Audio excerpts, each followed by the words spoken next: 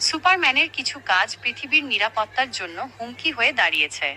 Batman মনে করেন এই শক্তিশালী এলিয়েনকে থামানো দরকার। যুদ্ধ শুরু। সুপারম্যান আকাশ থেকে নেমে আসে। চোখে লাল লেজার, শক্তির প্রাবল্যে চারদিক কাঁপছে। সুপারম্যান, তুমি আমাকে থামাতে পারবে না ব্যাটম্যান। ব্যাটম্যান, ঠান্ডা মাথায়, শক্তি থাকলেই সব হয় না, বুদ্ধি দরকার। ব্যাটম্যান আগেই প্রস্তুত ছিল।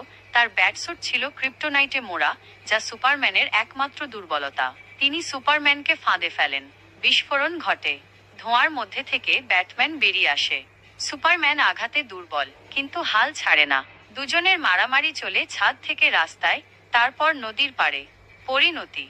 যখন ব্যাটম্যান সুপারম্যানের গলায় ক্রিপ্টোনাইট বর্ষা ধরে, সুপারম্যান একমাত্র শব্দটি বলে, মার্থা।